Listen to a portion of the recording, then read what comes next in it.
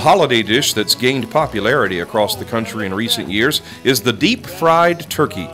Columbia, South Carolina chef Barry Walker, known better by his fan base as Chef Fatback, turns his Max on Main Street restaurant into Turkey Central this time of year, frying up birds for anyone willing to pay the modest price.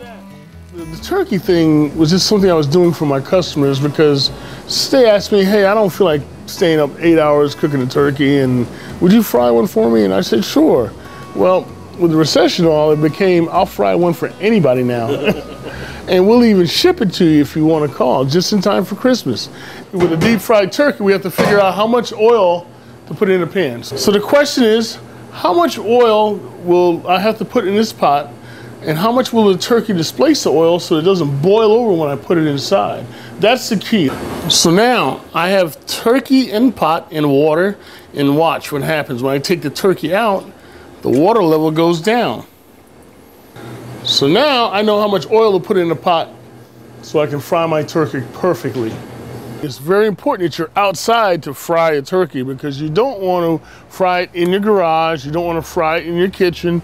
You want to be outside, preferably away from your building, not near your automobile. We found that peanut oil can consistently hold that temperature wherever we get it or wherever we set it at, which is going to be around 300 to 350 degrees. So here we go. I'm going to pour my oil in up to the end using my old trusty peanut oil. You only want to put enough oil to that line that we made in the kitchen. I think it's pretty safe for the next about 5 or 10 minutes. We're going to go inside the kitchen now and get the turkey ready to be dropped in this hot oil. Remember, we're going to get this oil up to 300 degrees before we even attempt to drop it. If you don't do that, the turkey's going to sit in oil and just get really mushy, and you don't want it to do that. So 300 degrees before you even attempt to drop it, preferably between 325 and 350. So come on inside, let's get the turkey ready. Gonna wash the turkey off. All right. So we're gonna have to make sure we run some really good Clorox bleach or something to get the place all sanitized before we do anything else.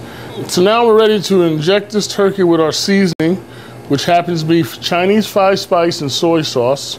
And we're gonna actually inject it in the breast part. It's about an ounce or so. Now I'm moving the needle around. So I put about 2 ounces on that side. It's about 2 ounces on this side of the turkey. Don't forget the legs. The legs are very important. That's my favorite part of the chicken, or that's my favorite part of the turkey. And then I'm gonna put about an ounce or so in the thighs, right down in the thigh meat. This turkey is ready to be fried now. But this way, soy sauce and Chinese 5-spice gives you the saltiness of this, salty taste, and the 5-spice has ginger and turmeric in there and all kinds of other spices that give you that Asian flair to it, which is really, really interesting.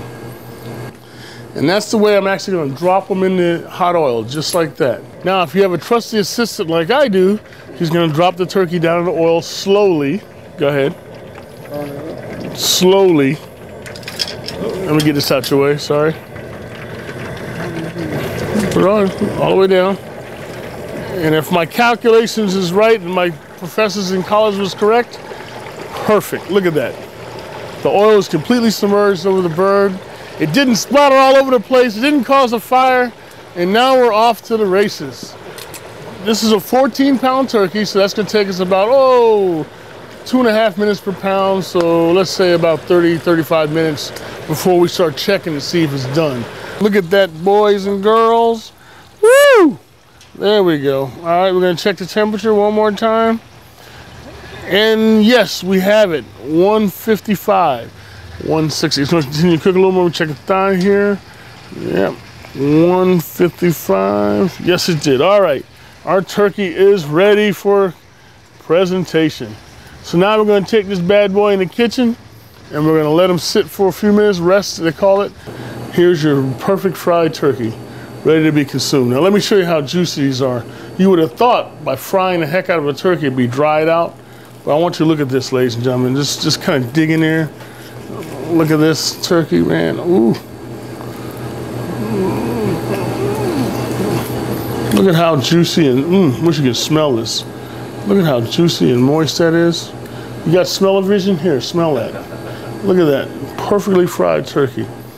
Juice is just running in there. That's our seasoning, that soy sauce and stuff in there. Wait till you taste this. This is great stuff. And we can fry a turkey for you and ship it to you wherever you are in the United States. And we'll do it for you, we'd gladly do it for you for Christmas. Chef Fatback graduated with a computer science degree from the University of Connecticut and was transferred to South Carolina by a large company as a computer programmer. But that wasn't enough to keep Fatback happy. 10 years ago, I was a computer programmer sitting behind a terminal fixing everybody's software issues. And I said, before I die, I better do what I really want to do in life, which was open my own place and be able to, you know, experience live jazz and blues in Columbia. And so, you know, opportunity came along to come downtown Columbia, and I said, well, not a better place. Actually, there probably is no other better place to go but downtown, and here I am. You know, that was 10 years ago. His training comes naturally from his mom, who is originally from the low country of South Carolina. You know, I'm gonna cook like I cook at home. I've never been to any culinary institute or anything. I went to the Viola Walker School of Cooking, who was my mom, and she taught me everything I knew about basic cooking. And what I do is try to emulate Sunday afternoon dinner every day, as opposed to just on Sundays. So when you come to Max on Main, you're gonna find macaroni and cheese, collard greens, rice and gravy, okra, corn and tomatoes, corn on the cob, fried chicken every day, and then a second meat, which can be anywhere from chopped barbecue to hamburger steak and onions to shrimp and grits. So, you know, we put it on a buffet. We decided that we're going to search out all the local farmers for as much as we can on our menu. And we've actually modified our menu a little bit. We actually serve certified South Carolina lamb on our menu. We have certified South Carolina beef.